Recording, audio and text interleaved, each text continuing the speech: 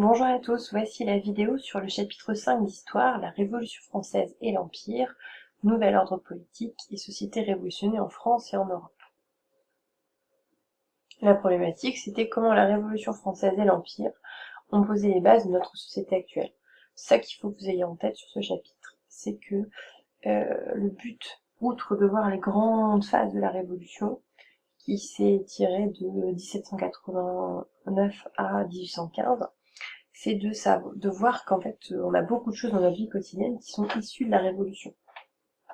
Et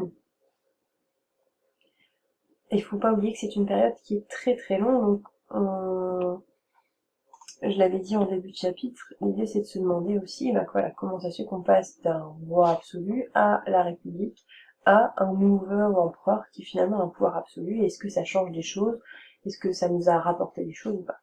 Et la réponse est oui. Alors, on avait d'abord fait un jeu pour voir les grandes phases de la Révolution. Non, je reviens pas sur le jeu. Ça nous avait permis de voir d'abord l'indépendance américaine, donc dans votre frise, le fait qu'il y ait beaucoup de soldats français qui soient partis combattre pour l'indépendance américaine en 1783. Et ça sert de modèle à la France puisque les États-Unis obtiennent leur indépendance face à l'Angleterre, qui était aussi un pouvoir, un monarque absolu. Cette idée que voilà, ils ont réussi à obtenir leur liberté, ça va donner des idées aux Français.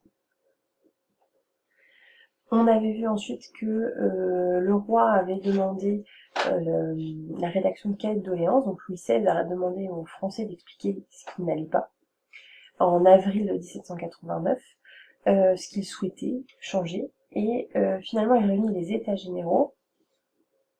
Cette réunion, on va dire, des leaders des trois ordres, donc tiers état, clergé et noblesse.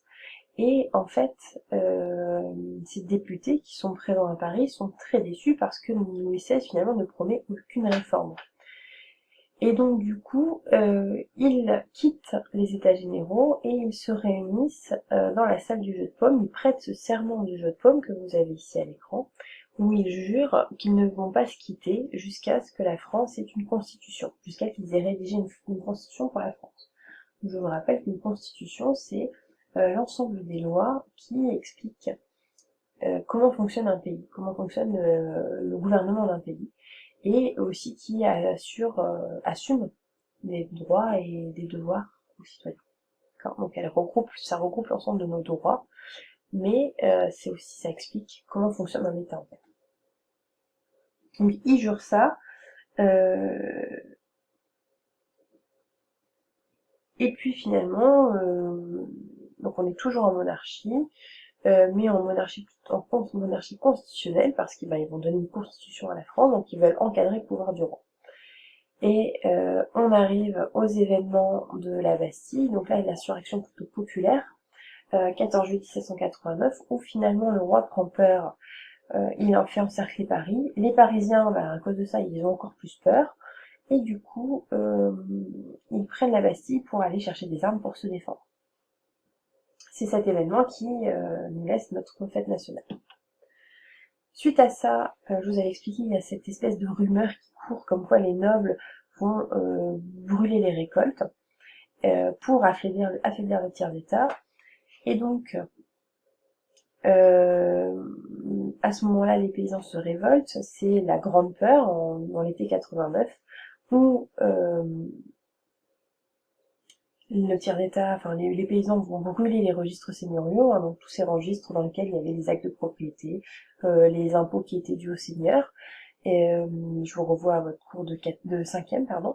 Et puis du coup, suite à ça, pour mettre fin à ça, l'Assemblée constituante, donc ces fameux députés du serment du jeu de paume, ils décident de prendre des réformes tout de suite, et donc ils abolissent les privilèges dans la nuit du 4 au 5 août. Ça nous avait donné une frise de correction. Cette frise-là, ne vous fiez pas dans le bon sens. Hop. Je vais la mettre dans le bon sens, ça sera quand même mieux pour tout le monde. Donc cette frise-ci, qu'on a détaillée dans le cahier, l'indépendance des États-Unis qui inspire donc la Révolution française en 1783, la rédaction des cahiers de doléances en avril, la réunion des États généraux en avril-mai, Le serment du jeu de paume, pas, hop, voilà, ça y est, c'est bon. Qui est là donc en juin 1789, la prise de la Bastille en juillet 1789 et l'abolition des privilèges la nuit du 4 au 5 août 1789. Donc ça, c'est les grandes étapes, les moments phares, on va dire, de la Révolution française. Ok, qu'est-ce qui se passe après? Donc, première transformation, l'abolition des privilèges. Ensuite, qu'est-ce qui nous reste finalement de cette révolution? Alors, qu'est-ce que ça nous a rapporté? Donc, on avait commencé par la Déclaration des droits de l'homme et du citoyen, qui est faite à la fin de l'année 1789. C'est un texte qui est encore valable aujourd'hui, qui est très important, puisque dedans on retrouve l'ensemble de nos droits, qui sont encore valables aujourd'hui. On avait dit par exemple liberté d'expression, tolérance religieuse, ok. Donc déclaration des droits de l'homme et du citoyen. Et finalement, on avait essayé, donc, dans un exercice, de classer tous les apports de la Révolution, tout ce que ça avait changé, en voyant par exemple le mariage civil ou l'état civil. Et donc, on avait fait ce tableau. Je vous montre la correction. Donc, finalement, qu'est-ce qu'on retrouve comme grand apport, on va dire,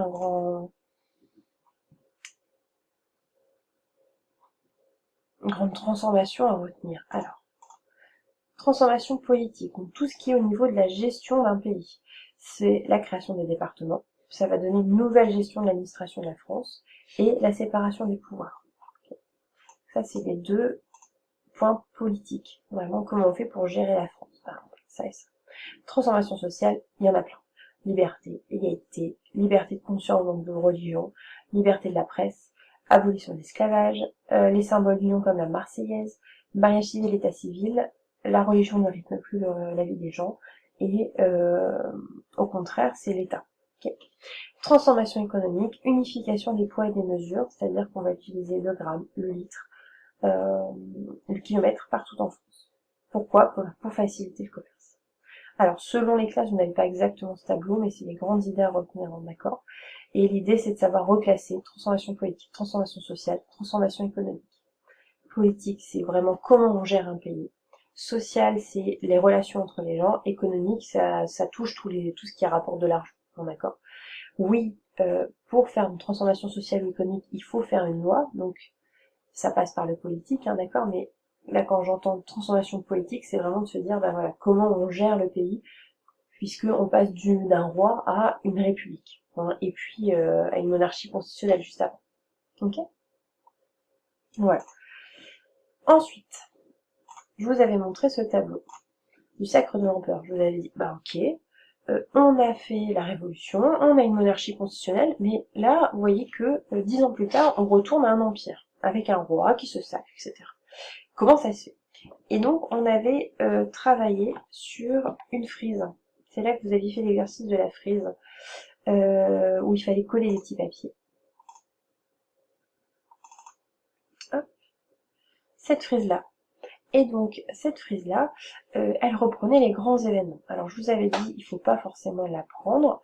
Par contre, on a fait une petite trace écrite qui résumait cette frise. Et ce qu'il faut retenir, c'est que, donc, là, les députés les députés des États généraux décident de faire une constitution. Cette constitution, elle sera rédigée qu'en 1791.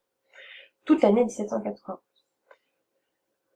Dans cette constitution, on prévoit toujours d'avoir un roi avec un pouvoir encadré. Sauf que le roi, il veut pas de ça, hein, donc il s'enfuit. Il s'enfuit et il est arrêté à Varennes. Du coup, il est ensuite guillotiné, jugé complice, et la République est déclarée. D'accord? Quand il se fait arrêter en fait en août 1792, on passe dans une république. D'accord? Il est déclaré complice des guerres avec le reste de l'Europe, puisque je vous ai dit qu'il faut avoir en tête que toute la période, on est en guerre contre le reste des pays européens, qui ne veulent pas que la révolution arrive chez eux et qui veulent remettre un pouvoir absolu, un roi avec un pouvoir absolu, en Europe. En France, excusez-moi. Et donc du coup, eh bien, Louis XVI, il est jugé coupable de ça, de complice en fait de ces pays européens, de cette coalition européenne qui veut combattre la France. Okay, donc la République est déclarée, sauf que c'est très compliqué. La République, c'est quelque chose qu'on n'a jamais connu. Ça fait des siècles qu'on est sous un roi, et cette République, elle est compliquée à mettre en marche. Elle n'arrive pas à avoir la confiance des gens, on n'arrive pas bien à trouver comment on va gouverner, etc. Et finalement, quelqu'un en profite, c'est Napoléon Bonaparte, qui est très aimé, très populaire, notamment parce qu'il gagne beaucoup de batailles contre cette coalition européenne.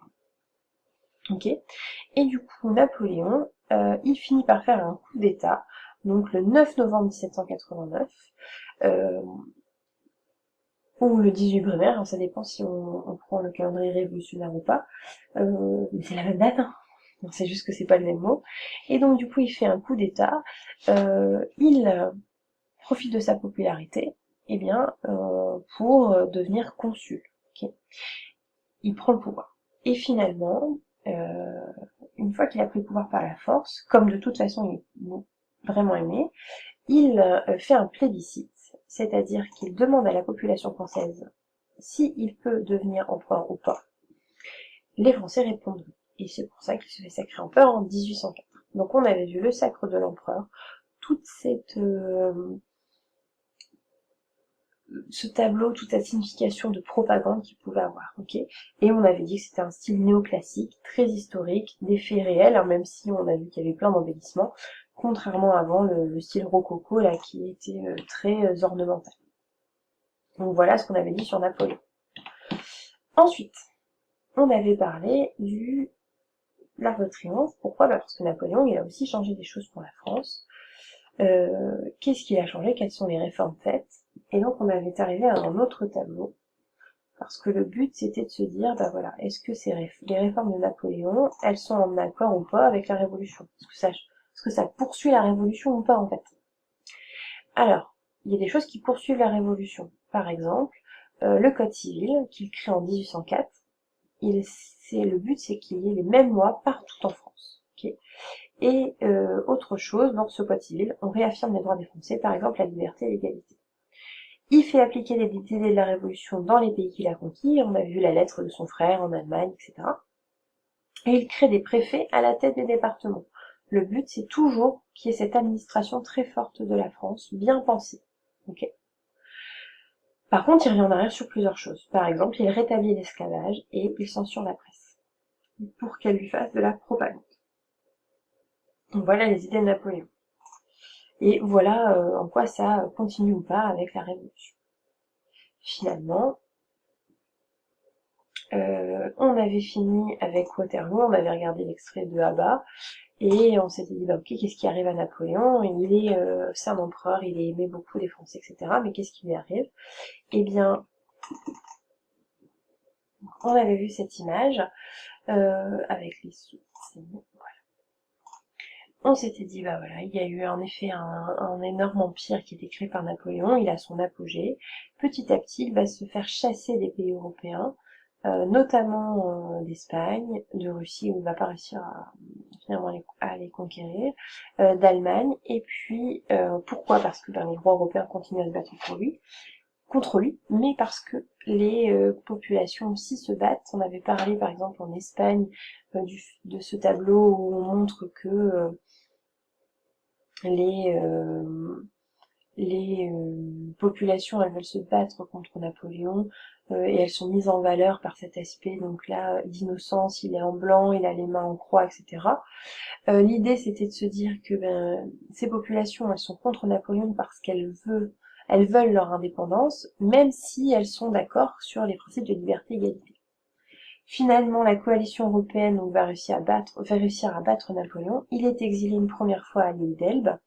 Il arrive à revenir parce qu'il est fort Napoléon, parce qu'il a beaucoup de soutien. Il est acclamé à Paris. Et il est battu une deuxième fois par la coalition européenne, donc à Waterloo. Cette fois-ci, il est exilé sur l'île de Sainte-Hélène, où il mourra. Voilà.